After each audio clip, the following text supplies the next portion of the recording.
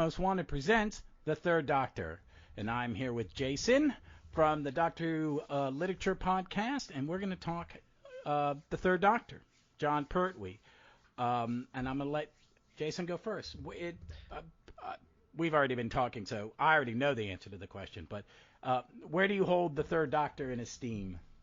So just to backtrack, first, thanks for having me back on. I love this show, and I got to tell you, the format that you and Vic and the format that you and Jeff have was a big influence on Doctor Who literature. You know, these Cool. casual conversations that cover tangents and so many different facets. That's a big influence on my show, so I can't thank you enough, and I love being on here. So thank you, thank I you, appreciate thank you. that. That's very kind. And let's talk about Pertwee. So last time I gave you my Doctor Who origin story when I was on here talking about the Tom Baker years. So I started, of course, with Peter Davison, reruns late 1984 on PBS.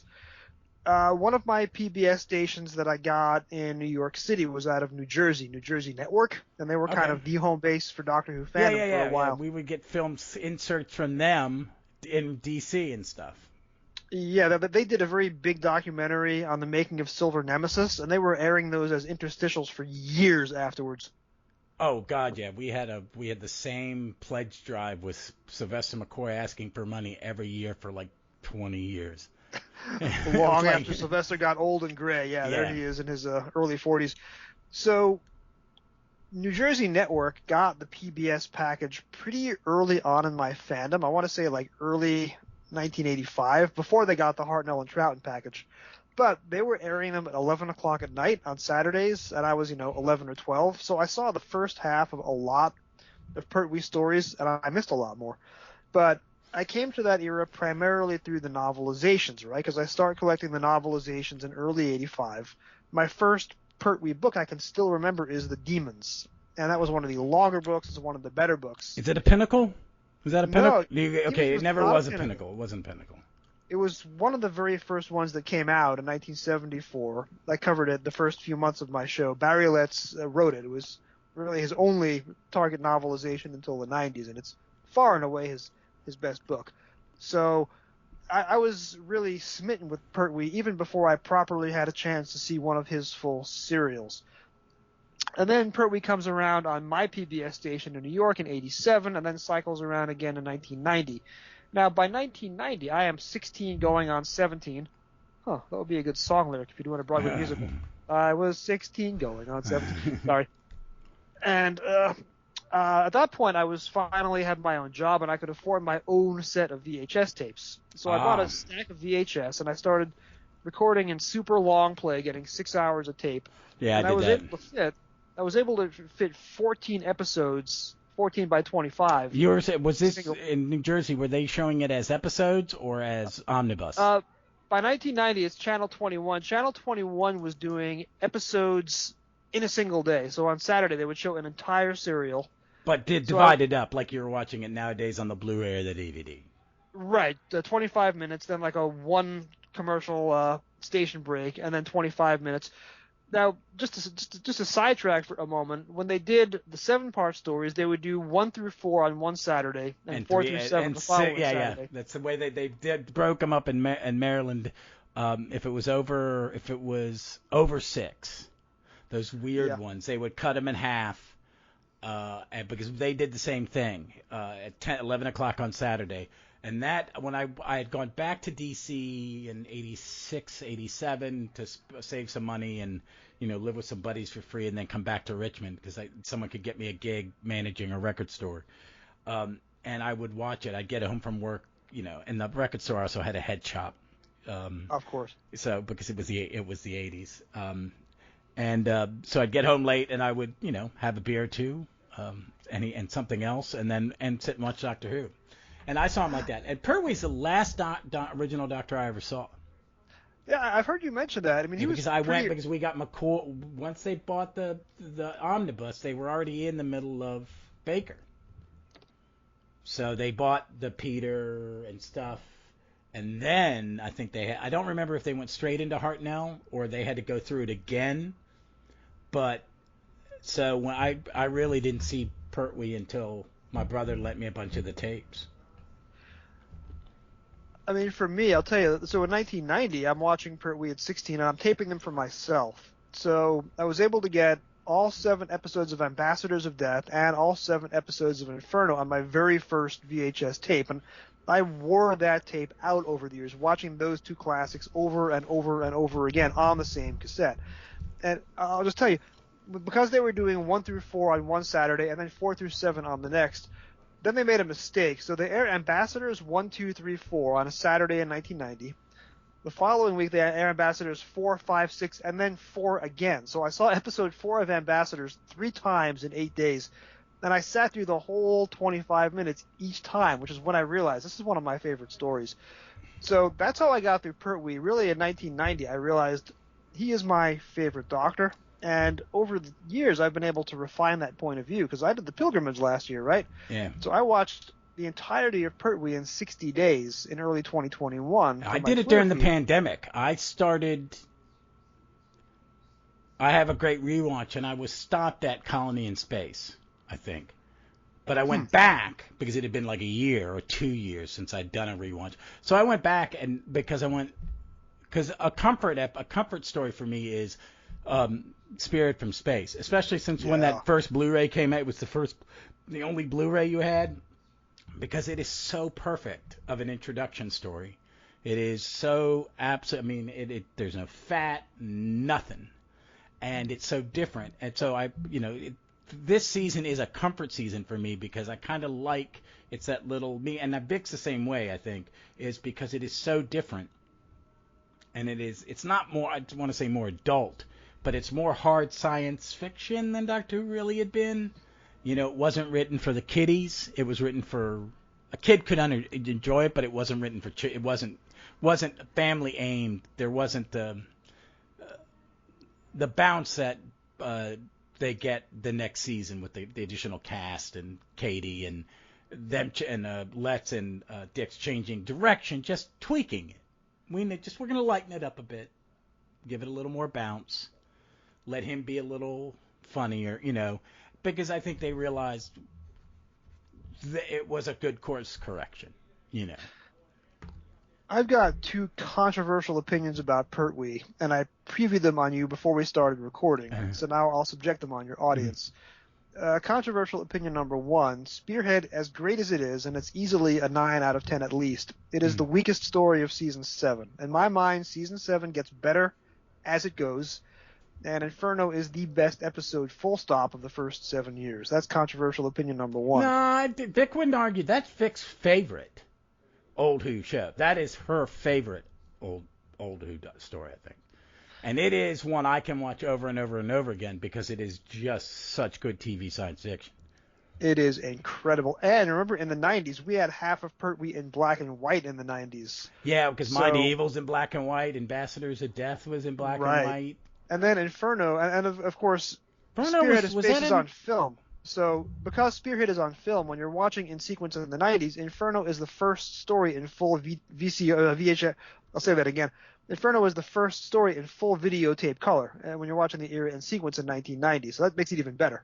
Yeah, and it's and they always had a nice print, but when that Blu-ray came out, they did a nice job. I'm looking forward to see what they do with season 7 when they do a Blu-ray set. I cannot wait. So my controversial opinion number 2, the Pertwee era, that 5-year run, is the best 5-year run of the entire program all the way up to the present 2022. Because remember, season 6 was kind of a mess. You had producers going in and out. You had stories falling through. Half the stories were written overnight. Season 6 there's some gems in there like Invasion and War Games, but season 6 is tough sledding because the show is falling apart around their ankles. Then you have Derek Sherwin has this great idea, and he's taken off the show as soon as he has the great idea. Barry Letts and Terrence come in, and for the next 5 years, they are incredible pros. There is no discord in the production office. There are no stories falling apart. Everything is smooth. Yeah, Terrence jokes that all he wanted to do was make sure that there was no test pattern card running on Saturday night, but they were much more on the ball than that. And then if you add on the 3 years of Hinchcliffe and Holmes after that, you have an 8-year golden age. But Yeah, it is. It is. They are. Even if Pertwee's not your your cup of tea, it is. Those 8 years, the Let's Dix era is so tightly run, and so is Hinchcliffe Holmes, that even if there'll be a story that someone doesn't like. I know people bash Planet of Evil, and I love Planet of Evil. You must have been listening to Doctor Who literature.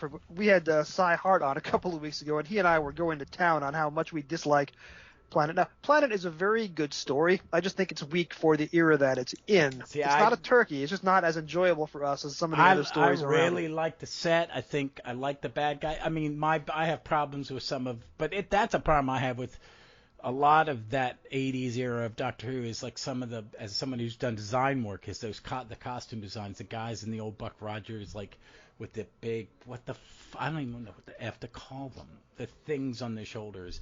But I really like that story, and anything with Sarah Jane in it. So, I mean. Oh yeah. So she's my companion. She's my favorite companion. Period. Oh, me too. I had Sadie Miller on Doctor Who literature. She is wonderful. We just had some great memories. But Sarah Jane, absolutely love her. She was one of my earlier companions. But I guess cycling back to Pertwee, you have this 8-year run that is amazing. In the 5 years, I would argue there's a couple of stories in the Pertwee era that I don't like. There's a couple of stories that I would not voluntarily watch again, but there's really no absolute disasters in there. You're entertaining. I mean, that second Peladon one, I kind of go, is this necessary? But it's still, I'll be watching and thinking something bad about it, and then it's 2 episodes more, and okay, wait a minute, I'm kind of enjoying this. This is okay. At least it's entertaining. Yeah, I mean, Terrence had to rewrite that thing on short notice because the original script was not up to par. So Terrence, of course, is stretched pretty thin at this point and is writing the first novelizations at home after he spends the office time during the day rewriting Monster of Peladon. Oh, my God. He is stretched pretty thin. But if you look at the absolute worst turkeys, if you look at, like, for example, the 2014 DWM survey going all the way from Unearthly through Day of the Doctor, if you look at the worst stories on there, your Fear Hers, your Twin Dilemmas, your Time Flights, my thesis is there is nothing in the Pertwee era that is remotely that. Is there anything bad. in that? I mean, does he have any in the bottom 50? Probably not. Out of 241, they have Time Monster at 222. They have Monster of Peladon at 216. They have the Mutants at 213. Oh, that's wrong. I think Mutants is. I mean, Mutants is Mutants not is great. Really good social commentary. It is beautifully done. I've never understood why people dislike that one. It's got some production problems. I think it's fair to middling rather than a classic, but the script is great. The novelization is great. Yeah. It in no way belongs at 213. I forgive a lot of kind of set stuff in certain eras because you just got to, because we're looking at them on screens. Like I inherited a nice TV from my mother-in-law when she got a new one, and I was watching some Star Trek on it, and then I watched some Doctor Who. It's like, okay, this is just too much detail. I really am not supposed to be seeing the gaff tape.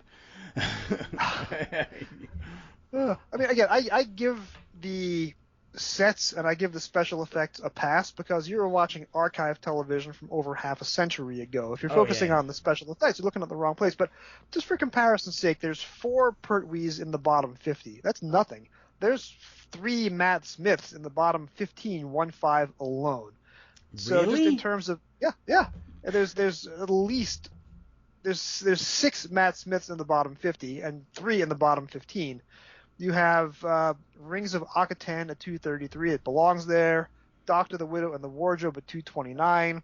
Curse of the Black Spot at 227 is rated at least 10 points too high. Yeah. And then you have Nightmare in Silver at 203. Journey to the Center of the TARDIS is at 201. That's at least 40 spots too high. The Pertwee era is much better in terms of consistency and content than the Matt Smith era. And the Pertwee era is half a century old, and everyone who made it is dead. So that's my thesis. Pertwee era is the most consistent the show ever got, ever. In the last couple of years, I have found that I have a softer spot for this, era on this last rewatch, and then as the Blu-rays have come out and rewatched those seasons again, is how much I really love it. I mean, I season 7 is one of my favorite seasons. I could watch season 7 anytime. It hits all the good science fiction clicks that I like. Alien invasion, the Silurians is a great. It's 7 parts and it's not padded. None of the 7-parters are padded. Well, nope. I have some problems with Ambassador sometimes with the. It's like, okay, there's it's the most actiony movie of all of them. Because there's a lot of action. This is the first time that Letts is kind of stretching his action legs, and then they do more of them. Like Green Death has some. These were made as weekly serials. These were not made as movies. These were never meant to be watched in movie format. But see, I didn't see it in episode format. Any of these in episode format until I saw it until I bought the VHS. They were always like feature films to me. Very Bondy, and I'm a huge Bond fan. So Ambassadors. Yeah, Ambassadors is a huge Bond influence, and there's nothing wrong with that. Oh no, there's nothing. And then you end with Inferno, which is perfect. It is because it works because it's basically 2 different stories. But not only that, if you watch part 1 and you look at the dialogue in part 1, every seed in the alternate universe sequence in the middle is laid there in part 1. The Doctor says to the Brigadier, "I can see why you grew the mustache," and Sergeant Benton, who on camera is the nicest guy in the world, off camera may be a different story. Mm-hmm. Sergeant Benton on camera is so genial.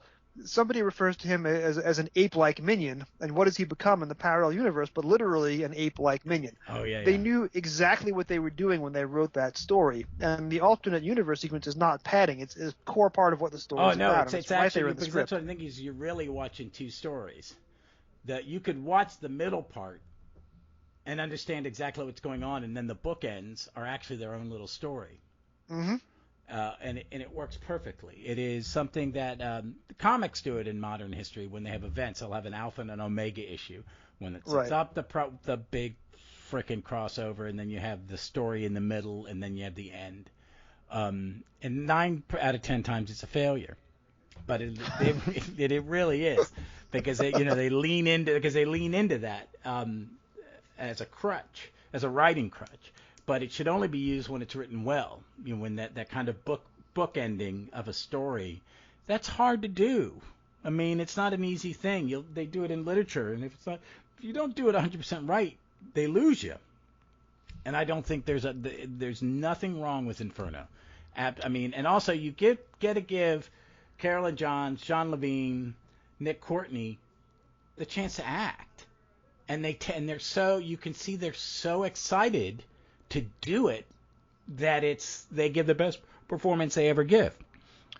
Yeah, it gives more character to Liz Shaw than anything else since the first 20 minutes of Spearhead from Space. And then, of course, she is sidelined immediately after that, and we never get to say goodbye. But she is a terrifically underrated companion. And Inferno is her finest hour. Oh, yeah. I think she's Vic's favorite. Her Ace are probably her favorite, an old Who. And I get it. She's a great character. All right. This is future Ross. I made a comment just now that you just listened to that, Ace or Liz or Victoria's favorite companion, and that would be inaccurate. Or I don't know. So we're going to go with the trifecta that I know that she loves, and she would not want me to leave out the one I did, and that would be Miss Barbara Wright, played by Jacqueline Hill. So I will ask her on our next episode which is, if she has a favorite, but you could go Barbara, Liz, Ace, and I will ask her. I'm glad that they're giving the character new life in Big Finish with Daisy Daisy, what's her daughter? Ashford. Daisy Ashford. Who Carolyn's I love as daughter. Yeah, I love her as her playing Liz. I'm in the middle of the River Song one where they're a duo, and I'm like, okay, this is actually this is entertaining as hell. But Carolyn Johns, she's an unsung hero of the 70s. Because she's ahead of her time. She's ahead of even Letts and Dix are like, kind of admit that it's like we created a character we couldn't use. Because she was ahead. She was ahead of the time. This isn't what the show was about. in the boss's idea. Well, she doesn't have great chemistry with Pertwee because they're hardly ever on screen together. She's always anchoring her own plot lines. You rarely get them in the same room. That is rectified and remedied with Katie Manning, who is always on screen with the Doctor. But Carolyn's character is so interesting, or potentially interesting, and her performance is so strong that I don't think the show ever flags when she's, No, they don't. I don't think they see what because nowadays you would have that. I mean, in Modern Who, they do that. The companion goes off and has their own adventures. I mean, the material with her and Dr. Lennox, the disgraced scientist in the middle of Ambassadors, is wonderful. That was the only Doctor Who, because you said that when we were texting when I was inviting him. He goes, he's warned me he was going to gush about Ambassadors of Death. So that's the only Third Doctor story I watched in prep for this. I'm doing the rest from memory because it's like I got to rewatch it and see why. And I watched it over 2 days and it was great. It holds up. It gets better. There's something about the Pertwee era with me that it gets better every time I watch it. And there are ones where I have, I joke about that I dislike Colony in Space because it's just kind of, there's some dumb stuff, there's some silly stuff in it to me, but I do like it. I mean, I like the Master in it. I like the alien planet, the machine that comes into people's houses and you're like going, it doesn't fit through the door. That's not to get in there. It doesn't, and it's like, how would anybody? I've been drunk on the street and I would never have been drunk or inebriated to ever buy that machine was a monster. But there are all these rational people who are going, I saw a dragon. No, you saw a lawnmower with mittens. But we are living in a country where people think that vaccines are poison, so there's a lot of stupidity out there. Yeah. Never underestimate it. It's true. That's where the Trumpites are going to go into space, and I have ones I make fun of or I joke about, but then when I watch them, I love them. When we covered Curse of Peladon for your podcast, I read the book, I listened to David Troughton read it, which was wonderful, and I watched it because as I was reading and watching, I said, I really like this one. This is one I really, really like. You know how Terrence Dix was always going around on the DVD extra documentaries and was always saying the color for monsters is always green? You know how that's Terrence's stock and trade. If you freeze frame, I think it's part 3 or part 4, there's a freeze frame in Curse of Peladon where you have all the monsters on screen at once. You have both Ice Warriors, you've got Alpha Centauri, and then you've got Arcturus. It's got to be part 3 because Arcturus isn't in part 4. All 4 monsters are on screen at the same time, and they're all green. That has to be where Terrence got that quote from. Oh, my God. That makes Curse of Peladon the uber Pertwee story. All the monsters are green. I mean green. But see, and that's another thing about this era is they got, and Uncle Terrence likes to complain about it. It's like we couldn't keep coming up with the invasion of the week. So, okay, the Time Lord's going to send him out on missions. Okay, we're going to get out of our remit from time to time just because we can't do it. And then, at the end, after the top of season 10, he's just traveling again and just keeps coming back. It's the first, because they talk about in Modern Who, Modern Who is the first time where he keeps coming back. It's like, he could have left. The Third Doctor could have left. Yeah. He stuck around. It was a choice. He was like, he goes, I'm still learning how to refly it. It's like, you never knew how to fly it before and didn't care. Now you do. And so I think it's kind of, that's a thing of that camaraderie. And that's another thing that's great about this era, that it had a larger cast. And that's where I credit Jon Pertwee, because he viewed himself as the leader of the company. So he had a very team-based atmosphere. And this is the first era in the show where they're doing a week of location in between studios. So they are on the road traveling to these exotic locations for a week at a time. So they are all together for a week doing Colony in Space. They're all together for a week doing The Mutants. It really fosters this family atmosphere, and it really builds this chemistry. And, if you look at season 3, production season 3, which goes from Mythmakers up through the Savages, up through the Smugglers, you have 7 companions in 10 serials. There's no chemistry because they just couldn't keep companions on board. But you have the worst producer in, I think everyone hated Mott. What is it? Lloyd, is it what is it? Lloyd? Who is that? John Wiles did the first half of production season 3, then he quit, and then Innes Lloyd did the back half, and he was a little more stable. But the show, again, is falling apart around their ankles in season 3. 7 companions and 10 stories. The Pertwee era has consistency. They slow it down. The actors are together for a week on location, and you can see them bonding on screen.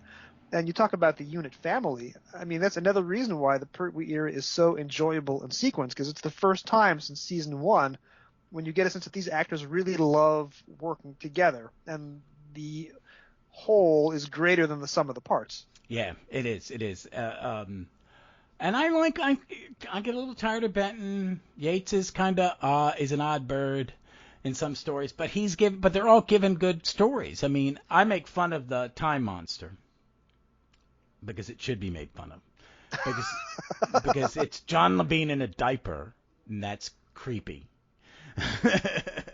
And it's Roger Delgado saying, "What if I do it Anthony Ainley style?" That's really the only time in his era that he sort of loses control and goes for the full-on comedy, snidely whiplash. There's a lot of that in that story. But they give Benton something to do, and Benton and John Levine's good in those scenes with the two scientists. They're funny. They are light. They are a distraction to kind of lighten the mood before we get into the main thing. They get little scenes that doesn't have the leads in it. Yeah, that's the story where he outwits the master. Well, for half a scene, but he outwits the master, which is it's a great little moment. Oh yeah, I mean, they give Mike some really good stuff in The Green Death and Invasion of the Dinosaurs. The Green Death and the Web Planet, not the Web Planet, Planet of the Spiders. Planet of the Spiders. In fact, Mike Yates is the first character in the show, and we're like a dozen years in now. He is the first character to have a distinct story arc, right? Because I think it's an accidental story arc. I think they realized that he'd be good in being this character, so instead of inventing one for those 3 stories, they use Mike. Right, but it works. You have the Green Death where he's brainwashed accidentally. Mm-hmm. Then you have Invasion of the Dinosaurs where he lets himself get brainwashed and becomes the bad guy. And then he has his big redemption moment at the end of Planet of the Spiders. TV wasn't doing those sort of. I mean, you had recurring characters, yes, but there was always but there was always a reset at the end of every episode. It had to be Except Mike Yates doesn't ever get that reset. He goes through the consequences, gets fired from unit, and has to find redemption as an unemployed civilian on the outside, coming in as a contractor. Yeah, and I like that. I think that's great stuff, and every season. I think the weakest season of Pertwee is probably his last. Yeah, I can agree with that. There's good stuff in it. Their chemistry is okay, him and Sarah Jane, but he's leaving, and there's a sense of it. And I like the Time Warrior. Invasion of the Dinosaur has grown on me. I just tune out when the bad stop motion. Because that's my birthday story. I was born the day they did the studio for Invasion of the Dinosaurs Part 1. So you are seeing the world that I was born into. Yes, I know I'm a whippersnapper, but that's the world that I was born into. That is my story. Oh yeah. Well, Vic liked to remind me when we finally got to Planet of the Giants. That was the first episode that aired after I was born. It was like fuck. But I like Invasion. I like Invasion of the Dinosaurs. That kind of 70s Let's Dix, which is weird because Dix is a Tory, isn't he? I did an interview with Mark about this for Doctor Who Literature. It's going to be coming out in a couple of days when I release Deadly Assassin. Terrence, I think, was a lefty, but he hit it pretty well, and he wrote a book about Parliament for kids in the 80s, which I'm told is very left-leaning. Really? If you look at all the left-leaning messages of the Pertwee era, if you watch him in the audio commentary booth on the DVDs, he says, "Oh, we didn't want to send a message. If you want to send a message, use Western Union," always quoting Samuel Goldwyn. But if you read the production notes, he is the one who put all that stuff in when he was editing the scripts. So he acts like a Tory, but I think he was... All right. Well, that's good to know. He was to the left of Bernie Sanders. He was to the left of Bernie Sanders and to the left of Bella Abzug when he's actually writing the stories in the production office. That I appreciate it as a lefty. a lifelong lefty. But it's when I love it nowadays when people want to go, well, all stuff's become woke. All the people that complain, I'm a Star Trek fan, and they complain. It's like, what the were you watching? How stupid are you? Because it wasn't subtle. It was bonk bonk on head kind of morality. And there's a lot of that. People go, Doctor Who wasn't political. I was like, you not watched any Hinchcliffe Holmes or Let's Dix? You know, Holmes is incredibly leftist. He makes Bernie look like a Reagan Republican. Power of Kroll is the most anti-colonialist story you will ever get outside of Sunmakers. Wolves. Well, then that makes you think he's a Tory because it's anti-Italian. But that's just an artist getting screwed out of paying his taxes. But that is also the story of it was literally a story of the workers' revolution. That is the Marxist text, you know. Yeah. You have nothing to lose but your claims. He literally quotes Marx in the story. Getting back to Terrence, the Third Doctor is described as a Tory because he goes to clubs and because he associates with the upper ministers. But his character is very, very radical. He is a lefty masquerading as a righty, and that's all there in the Pertwee era. Yeah, and that's how he plays it. He's playing the system. Yeah, even going back to what's the very first Hartnell serial? You can call it 100,000 BC, you can call it Tribe of Gum, you can call it Unearthly Child. Those 3 caveman episodes in Serial A, that is where the Doctor is literally helping a tribe choose their political leader. He forces out this villainous Neanderthal and brings in a more enlightened leader who also turns out to be not so enlightened. But Doctor Who was political from the very, very the very first story is as political as it gets. So this wokeness really drives me nuts. Almost every story is political. You know what I mean? It is. Because whether it be on they're all like that. Because that's, it's just the way it is. It's like, it depends on who's writing it, what side of the political spectrum you are on. There's some great 40s filmmakers that I love that are pretty, nowadays we would be pretty conservative. And there are others that, when I love watching. Frank Capra, for example, right? Capra would have been both. He's kind of like, people like, well, he was pro-America, but he was also the everyman. That you owed your neighbor something. That's something if you want to watch me go off when talking about the pandemic is like the reason it was so bad is we had people who were just not even willing to wear a mask and wash their fucking hands because they thought it was an infringement on their individual liberty. And you had a president. Yeah.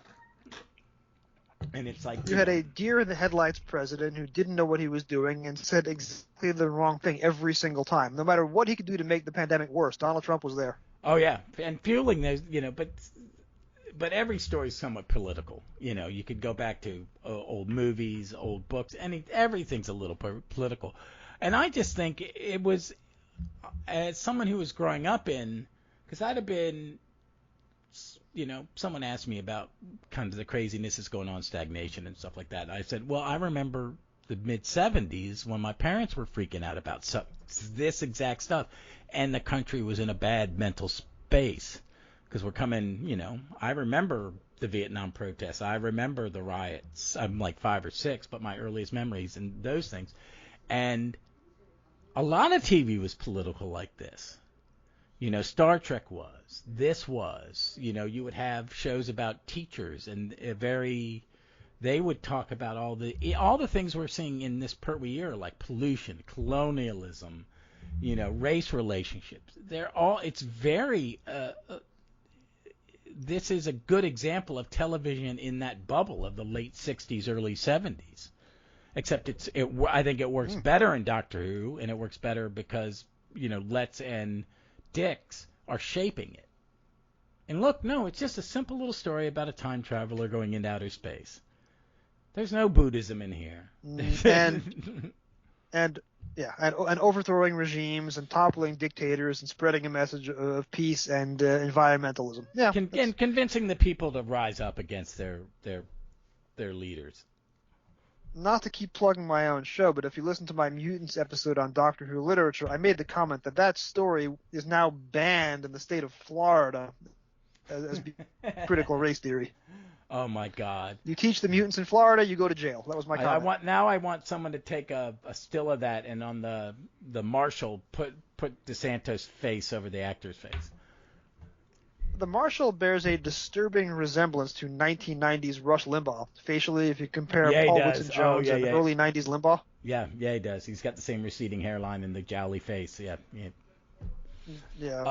But he's such a good Nobody character. that young should be that jowly. I know. I love the Mutants. Mutants is I'm always happy to go to revisit that one because I do like that story. I mean, it is a little bonk on your head, but it is also about evolution and how societies evolve, which is that's pretty deep for a kid show because that's something you try to explain to people is, well, are we different? Well, but societies, that's why some civilizations fall. They don't change.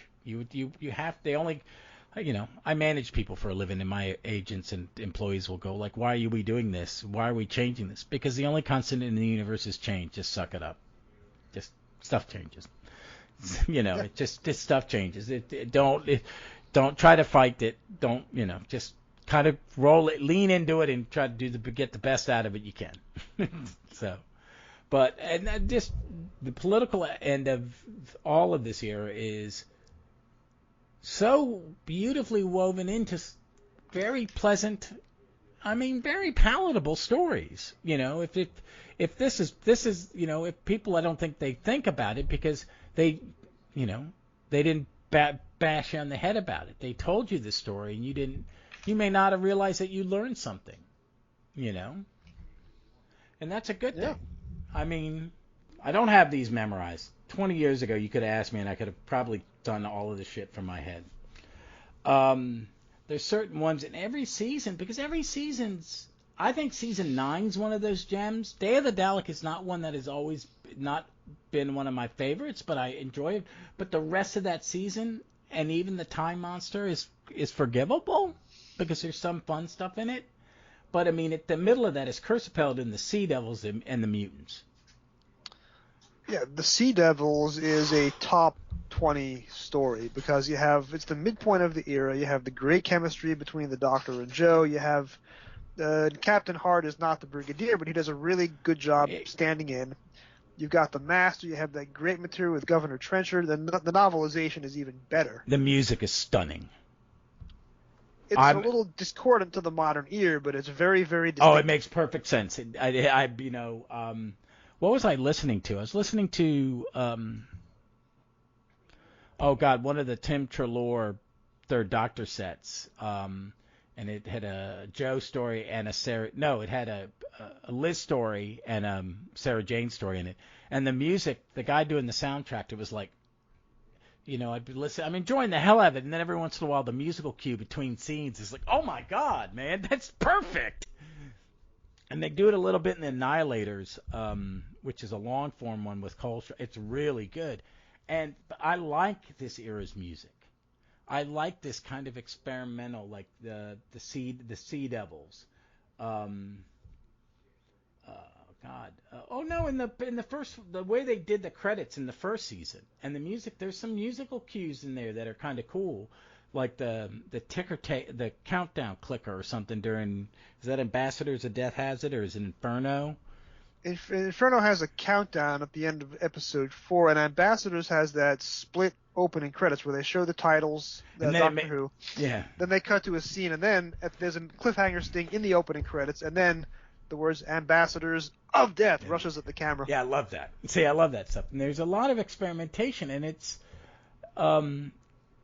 just all like the Avengers have already started. Adam Animat's already come and gone by this point, hasn't it? But that I don't know. I'd have to Wikipedia that one. Yeah. I watched a few Adam Animats. I found someone gave me a file, and it had what their existing ones, and I'd watched it, and I was like, well, this is a really weird. I understand it. Somebody was trying to create their third Doctor, their Doctor Who, and their Avengers. And did a mix of it. But there's all these seasons have good ones. Even the 11th, which is Time Warrior, Invasion of the Dinosaurs, Death to the Daleks, Monster Peladon, which is workable, and Planet of the Smires that I love a great deal. I'm not a fan of Pertwee did 3 Dalek stories. Yes, Louis Marks did Day of the Daleks, which if you're watching in sequence is probably the first less than perfect story out of the first 3 years. And then Terry Nation insisted on coming back, and he did Planet, which is saved by the direction. That is a gorgeous looking story. Yeah. Even if the writing is flat. And I know Mark McManus is a big fan of Death to the Daleks. I am not so much. I'm not. That's the one where we watched it in Omnibus, and the episode, the one episode that was in black and white, they didn't edit it in, and you didn't notice it was missing. That was Planet, right? That was Planet. Yes. Oh, is that Planet? Okay, yeah. Yeah. That was aired as a 5-parter in the States in the 80s and 90s. But you never noticed that anything was missing because they were in the same damn air ducts at the end of episodes 4 and 5, so it didn't really matter. Yes, the same cliffhanger, right? I don't think Letts and Dix are exaggerating the story with Genesis when they had to call Terry. It's like, we've already bought this story twice. Yeah, and then Robert Holmes comes in and does an uncredited rewrite. So Time Warrior was actually made as part of season 10 because they were doing the carryover stories back then. And I love Time Warrior in isolation, and in the 90s was in my top 10 list. When you watch it in sequence, coming right after The Green Death, and The Green Death is a massive influence on Russell T Davies, obviously, because it's a story where the emotional beats are just as important as the sci-fi plot. I think it's the best and one of the best farewells of a companion. But that's not saying much because most farewells are turds. I think it's more often than not, even in any era, the endings are bad. It was often accidental because they didn't always know who was leaving until 5 minutes before cameras went off. But Fury from the Deep and The Chase and The Green Death was specifically written from the beginning to write out certain characters, and that's why they work. Yeah, that's why it works. And Death at the end of The Green Death is still one of the best endings of old Who. Yeah, but when you watch Time Warrior right after that, understood that it was made the week after Green Death, the Doctor and Sarah Jane at this point don't have any chemistry. So in isolation, it's a top 10. When you watch it in sequence, it is not as good as it really is because coming after the Green Death, it's a bit of a letdown seeing the Doctor be very dismissive of his new companion. Now, of course, Sarah Jane gets much better and becomes the greatest of all time, but Time Warrior is... The two of them don't have chemistry on screen, even though, as written, Sarah Jane gets to kidnap the Doctor in her very first story. That's amazing. Mm-hmm. It just doesn't work coming right when it does after the Green Death, and that's the most critical thing I'll say about Time Warrior. Otherwise, It's a gem of a story. Oh, I like it. I like it in, like you say, in a vacuum. Just watching it as a single story, it's a lot of fun. It's Knights in Armor. My brother used to make me watch those night movies with Robert Wagner. Having an older brother, think we're gonna watch but I watched the pirate movies and those, and then there was an Ivanhoe on PBS in the 80s. That is actually, I watched part of it because it's on Amazon Prime right now, and Yeah, it's directed by Douglas Camfield. One of the greatest of all time. To use that expression again. And it's a really good, and that's a good story. I think Ivanhoe's a pretty good story. When it's done right. If not, it's really like, wow. You need to gloss over the political stuff, guys, or at least fix it, which is what the Camfield does, because Camfield fixes it. But I mean, I think in Invasion of the Dinosaurs with Liz Sladen, she really shows you what Sarah Jane is going to be in that one. She goes off on her own. Unlike Joe, you send Sarah Jane off on her own adventure. You know, her side quest on the spaceship is delightful. Oh yeah, where she's like going, you all are batshit crazy. You know, she's just like, but you have to believe us, and she's like, no, I don't have to believe you. You're nuts. She has figured out within 20 minutes that the spaceship is fake, and she opens the airlock door, and it's a wooden staircase. She figures it out immediately. It's like, how dumb are your followers that they believe? Because and it's also what I want to say this for Liz Sladen's performance is when she's trying to convince these people over and over and over again, her look isn't of, I'm getting through. It's like, I'm talking to a brick wall. She has this look of just disdain for everybody in the room. And then she picks the one guy. He may be listening to me. So I'm going to convince him because I can't convince these other idiots. But I like that. I like the whole thing about, the there is no real villain. It's just idiots in the group. But the people are trying to do this out of good intentions. There's no villain. Everybody's a hero in their own story. So I like that ambiguity. It's like I'm trying to do the right thing. Like when Sir Charles Grover, the Minister of Parliament, member of Parliament who shows up at the beginning, the Doctor immediately latches onto him as an ally because he had written an environmentalist book in Universe in the 1970s, Last Chance for Man. He shows up as a good guy, and you don't realize that he's engineering the scheme until later on in the story. Yeah, and then right, and then General Finch is played pretty one note by John Bennett, but if you look at the Hulk novelization, Finch gets an extra line in the novelization where he kidnaps Sarah again. And Sarah goes, "I really know how to pick my friends." And in the book, General Finch says, "Perhaps we're not as unfriendly as you imagine." And that line, added for the book, not on TV, turns him into a good character as well. Yeah. Or at least a somewhat sympathetic villain. Yeah. That's pretty deep writing. It is, and that's why I think that one works. We joke about it because of the dinosaurs, which is... The show was made half a century ago. The show is as old as I am. It's going to be an art. But it was. I'll be honest. It was bad for then. It was bad for then. I think special effects are not really fair game for criticism when you're talking about a show that old. But yeah, maybe it wasn't good for its time. But again, well, it was Doctor them Who going. Special effects are the worst. There are times where Doctor Who goes, "We can do this," and it's like, no, you fucking can't. Invisible Enemy. Invisible Enemy is the. Horns and Nymon. It looks chintzy. But Christopher Bidmead said that Doctor Who's best special effects were its words, and in Invasion of the Dinosaurs, the words are these special effects. That's what really makes the story fly. Oh, that's what and that's what makes all this era is that it's very well written and rewritten. Terrence Dicks salvaged a lot of scripts. He pretty much wrote Claws of Axos on the Mutants and Monster of Pelida on his own while doing the novelizations at night. Terrence Dicks is, an icon. He is the show at that point. These are all this whole era is so well written and is so well. I mean, it's not the greatest acting in the world, but they're tight. The core cast is tight. They have great guest casts. They're very rarely that you don't have an exceptionally good villain person playing the villain. Everything just works, and I just think it's an era that I have learned to love more and more as I, when I did my great rewatch and I went through this was pleasant, and I did most of Baker, and then I got to season 7. I get bogged down in the middle. There's just way too much Tom at times, I feel, but I enjoyed everything. But I could go back now and put in Spirit from Space, and and I could watch all 5 seasons, and that'd be my Doctor Who for a couple months.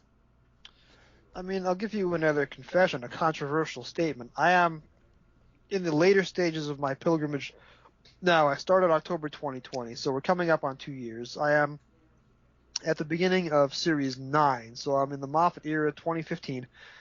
It is tough sledding because, number one, RTD, as left-leaning as he is when he gives interviews, writes the show like a right-winger. He has Ann Widdecombe coming in as a cameo. If Sharon Osbourne is a celebrity cameo, these are not progressive people. There are just fat jokes in everything, and this is stuff being made in, that's between him. That's a self-loathing in him. That's his self-loathing. Between 2005 and 2015, the one constant is that RTD and Stephen Moffat are doing fat jokes every 5 minutes. And yeah, you can give the Third Doctor some flack for being a little too condescending. Robert Holmes takes it over the top, the way he treats Joe in Terror of the Autons. That is uncomfortable to watch in sequence. But it is not nearly as bad as the amount of fat jokes in the first 10 years of the revived series. So I'm almost looking forward to getting finished with Moffat and going back to the Chibnall era, which is not nearly as demeaning as some of the RTD and Moffat writing. Controversial take. People will disagree. Don't at me. Some stories are great, but I am having a tougher time with the new series than I ever had in the Pertwee and the Hinchcliffe and the Holmes eras. Yeah, I mean, it's a cultural thing because I don't think that we joke about the British being uptight. And, Carlin's great line, we're a country so uptight that we're founded by people that the English kicked out.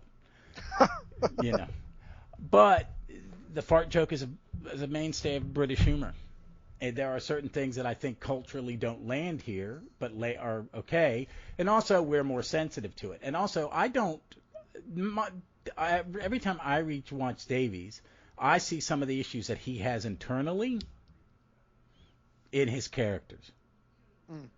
You know what I mean? And if you watch his his other stuff, which is about events or eras of life he lived through, like Queer as Folk, and what's the one that the more recent one? It's a Sin. It's a Sin, and and as someone who was, I was working for a gay theater company during the AIDS epidemic, and I did, and I have friends that are gone. So I think a lot of that's just him writing, trying to make light of his own. He writes about himself. Yeah, and the Ollie Alexander character in It's a Sin, the main character, so to speak, is a Thatcherite, is a right-winger. Yeah. Stephen Fry is in that series as a comical conservative MP, but the main character on the show is a Tory, and of course he suffers a terrible fate. Yeah. But I mean, I think with Moffat writes, I don't know. I'm a big Moffat fan. I like writers who like to hear their own words. He has a rhythm that I like. I think Davies is a much better writer than Moffat. Because his non-Doctor Who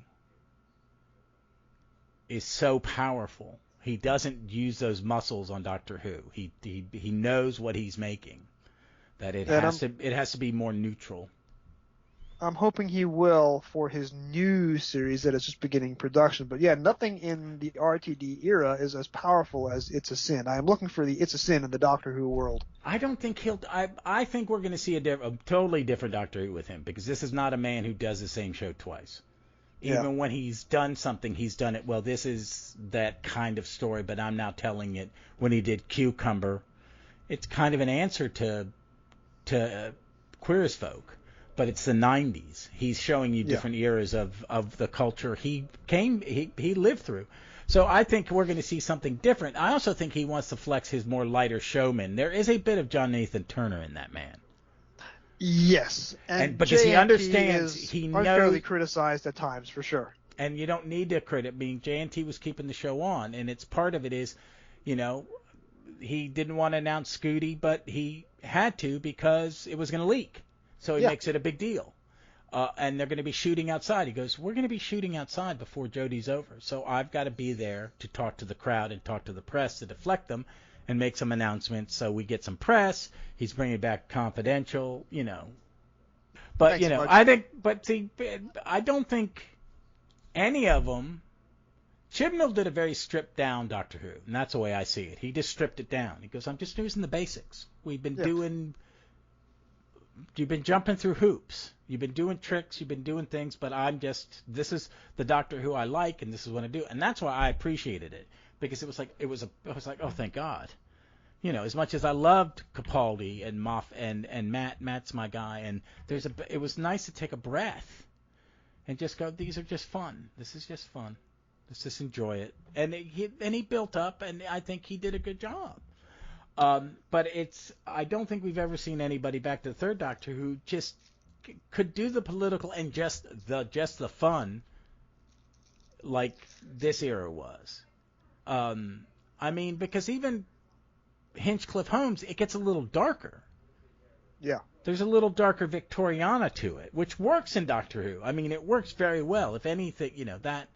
And it was a nice palette cleanse from Four Color. Like super, at 60s, 70s high campy adventure to something a little darker and a little more gritty as Doctor Who ever got.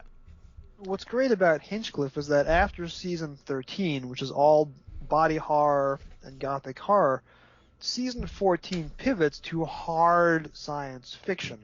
Hand of Fear is the China Syndrome 5 years early. Deadly Assassin is virtual reality 20 years early. Face of Evil is, colony ship experiment in eugenics. Robots of Death AI.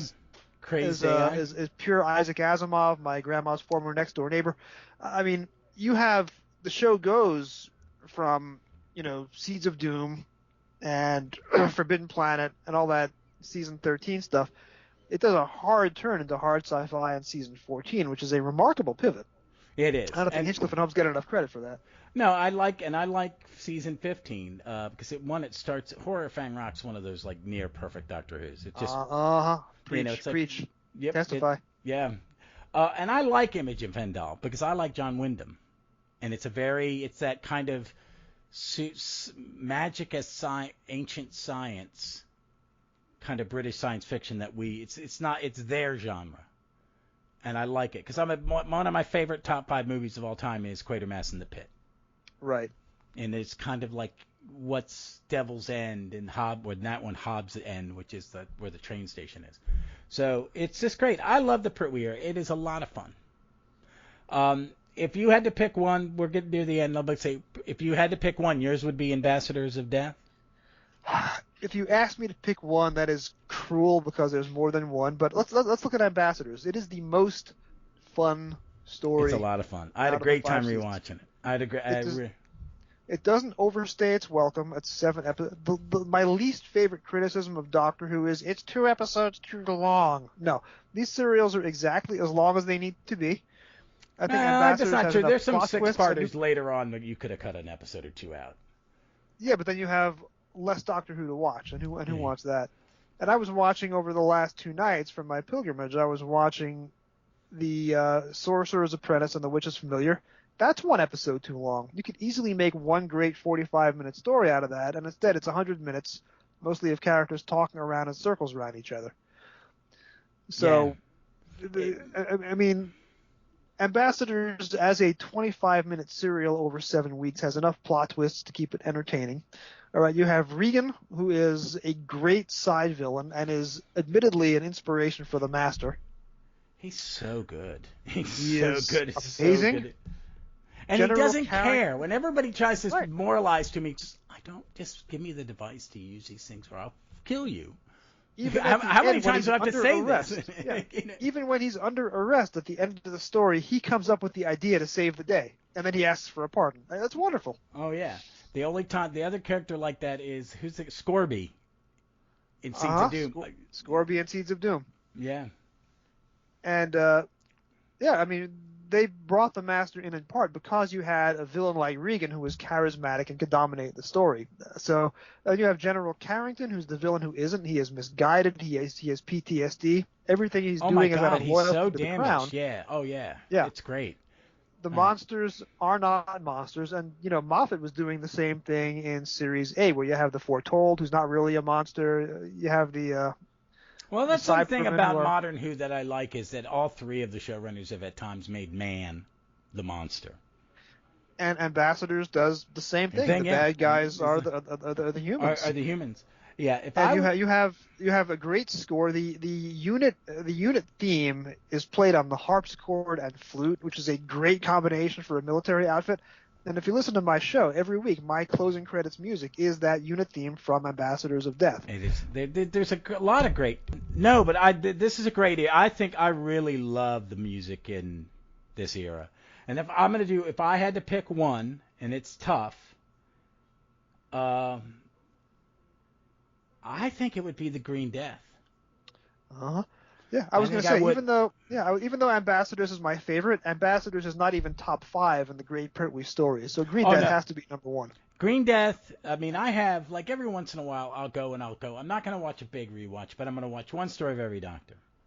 And a lot of times it's Spearhead from Space, because I can always watch Spearhead from Space and be entertained. But there are times where I've thrown in Sea Devils.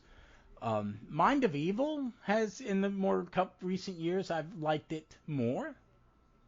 Especially when that box set came out, but Green Death is always it's a perfect Doctor Who story with a beautiful ending, and it made me I'm more of a Joe fan now in the last 4 or 5 years than I ever was before. So, but I think Green Destiny are perfect. It just I love it. I could watch it. I mean, and I probably watched it 30 times. So folks, that's our 3rd Doctor. Let me get this. Is he your number 1 Doctor all time or just old Who? He's not number one all time because I have an abiding love for Hartnell, abiding love for the first four and the final 1 year of Tom Baker. Peter Davison is my first. Peter Capaldi is my favorite in the new series. So he might not be my favorite Doctor per se, but it is my favorite era. And if you go War Games to Horror of Fang Rock, that is Doctor Who's golden age. But the 5 years of Pertwee is probably my favorite era of the show. It's the tightest, and every time I think about it, and that's the consistency of having the same creative team. Yeah. It's the changing, and that's what happens for Patrick Troughton for 2.5 years. It's just constant turmoil. And I think what hurts Graham Williams is he's got a year of picking up the mess that, Hinchcliffe sabotaged the show a little bit. There's a little bit, I'm interviewing Philip in a day and a half, so I'm not going to join in on this. I think Graham Williams' problems were very much his own and not inherited. If you look at the way that Invisible Enemy, his first story, is made, that should never have happened. And even if someone sabotaged it on the way out the door, that still should never have happened. Well, so we it's also disagree on that. Yeah, I just know it's because this is the way that show worked, though. The stuff the new guy got inherits shit. Period. I mean, you blame Robert Holmes. Then. Robert Holmes was the script editor. He had a foot out the door. He should have been paying more attention. Yeah, but I'll blame because Hinchcliffe, none of that's his that first season. And he did a good job with it. Genesis of the Daleks. No, yeah, but he had Holmes. Yeah, I mean, he did. He Terror of the Zygons. Yeah, he did. And I mean, I think Terrence left Robert good material, because he was, this is all stuff, and Holmes was a good fixer. I mean, as Dix was a good fixer, and that's the problem with other later script editors. They're, the two between Holmes and Cartmel, or all of them in between there, are terrible fixers. Well, no, that's not between Bidmead. Between Holmes and Bidmead, the Seward and Root was just phoning, let's go in order in the interest of fairness. Holmes gives up halfway through season 15. They bring in Anthony Reed. Anthony Reed has some good ideas, but he's not a great writer, and we can discuss Horns of Nimon in depth later. After Anthony Reed comes Douglas Adams. Douglas Adams wanted to make the show hard sci-fi, but you have Graham Williams who cannot control Tom Baker all at once, and Douglas Adams is not able to make the show that he wants. Then, halfway through the production of Shada, he becomes a millionaire and says, "Goodbye, suckers," and he leaves. So Douglas Adams never really got to put a stamp on the show. Bidmead, no, but he did. Genius, but his was loved the Bidmead era. Bidmead's near perfect season. That's a near perfect season. Anthony Root, not to be mistaken for Anthony Reed. Anthony Root was a temp. He was there 3 months. He couldn't. This is really. If you look at the season 19 box set and you go into the production file, Barry Letts writes this memo to Anthony Root on his way out as executive producer. Fort of Doomsday is the last story that Barry Letts touches, right? And he says, "This story is a mess. You need to rewrite it. I'm not going to help you." And Anthony Root didn't have time to rewrite it because he was there for 90 days. Seward comes in with his violent misogyny, and some good stuff happens in the Seward era. There are some good stories in his era, but they're in spite of him. Right. And then season 23 had no script editor at all. Maybe Pip and Jane Baker, who had to write the last 6 weeks all to themselves. The only good thing Eric Saward did is episode 13 of Trial of a Time Lord. He takes out all the racist slurs that Robert Holmes puts in that script and rewrites all the Matrix sequences to make them less racist. That's Eric Saward's high point, and then he's gone. And then Cartmel comes in and saves the day over the last 2 seasons. Yeah, well, I think Cartmel had he was smart enough to I think what it was is Saward wanted to be in charge, and which is a mistake because he shouldn't have been. And I think Bidmead and Cartmel are the only two script editors that actually kind of tell John Nathan Turner, "We've got this. You worry about the other things. This is our job. You don't have to worry about this. We'll keep it under control. What do you want us to do? Thank you." And I think that's what why Letts and Dix works, is because one did their job and the other did. You know what I mean? Yeah. Letts would maybe give Dix notes, but Dix, they knew each other so well. He goes, "I know what note you're going to give me. I'm 2 days ahead of you on this." Yep. So, but I agree with you that this is one of those you could watch all 5 of these seasons in a row, and it's consistent, they're fun. Even if there's a story in the middle of any of those seasons that isn't your cup of tea, the next one's great. I think the 2014 DWM survey has Colony in Space and the Mutants way too low. Maybe they're not top 100 stories, but they are definitely way too low in that survey. What's the highest one for Pertwee in that? Is it Inferno? That's a very good question. I'm willing to bet it's Inferno. Let me tab over to that page. So obviously, 8 out of the first 22 are Hinchcliffe. So that's, applause to that guy. And I'm speaking to him in a day and a half, and I love bringing that up. The best Pertwee is Inferno at number 18. That's right in the top 20. Spearhead from Space is number 28. Green Death is number 30. That's about 10 places too low. Demons is number 38. That's probably about 10 places too low. Silurians is number 50. That's about right. 3 Doctors is number 51. That's about right. Time Warrior 54. That's a bit low. Terror of the Autons, Sea Devils, all in the top 60. Day of the Daleks, number 65. Mind of Evil, number 76. Wow. Planet of the Spiders is 81, which is pretty impressive considering its reputation. Curse of Peladon, 93. Ambassadors, 96. That's a top 100. It should be much higher in my opinion, but that's fair dues.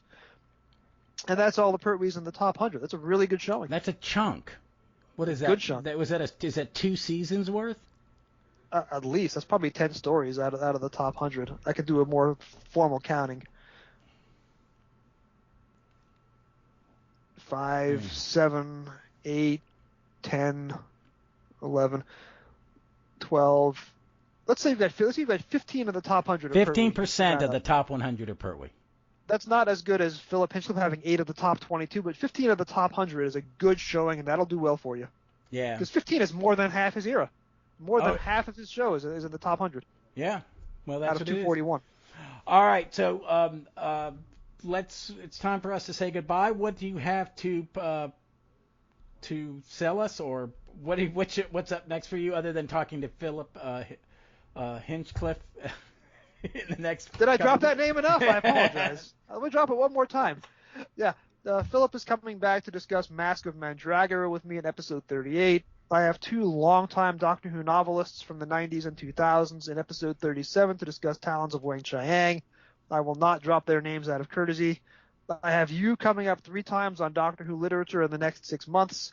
Then you can also hear me on Trap 1, where I am either the lead or on the panel for a number of stories in Trap 1 coming up. I'll be covering 2 of the 4 newest Target books on Trap 1 rather than Doctor Who literature.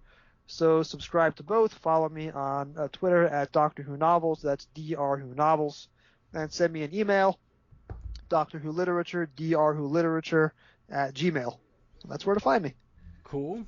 Well, folks, you can find me on Gallifrey's Most Wanted and the Gallifrey's Most Wanted Presents, where it's becoming kind of a regular mix of guests, which is fun. You can find us on Twitter at Gallifrey's MWPod or at Runsell Report. And if you're in the mood to listen to me gab about comic books, please check out my comic book podcast, Stop, Let's Team Up. 3 episodes a week, 1 on Legion, 1 on the Defenders, and then 1 just random thing I will talk about. And you can follow us there on Twitter at JSA4E. That is JSA, the number 4, the letter E. And folks, just until we see you again, we look forward to seeing you somewhere in time or space.